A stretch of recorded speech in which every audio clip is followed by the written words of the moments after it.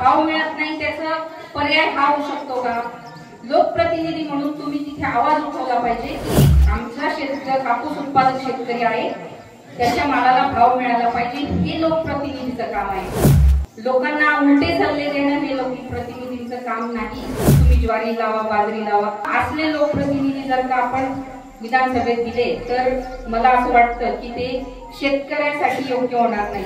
मी आपल्याला एकच सांगेल की मी तात्यांचा जो काही समृद्ध वारसा आहे तो वारसा घेऊन मी आपल्या सेवेसाठी आलेली आहे. मी स्वतः देखील जसं तात्या कृषी पदवीधर होते, त्यांनी निर्मल सीडची स्थापना केली, तसं मी सुद्धा स्वतः कृषी पदवीधर आहे. राजकारणात आली लोकप्रतिनिधी म्हणून आपण जर का मला निवडून दिलं तर माझा सेवेचा मार्ग हा सगळ्यात महत्वाचा म्हणजे तो शेतकऱ्यांसाठीच असणार आहे.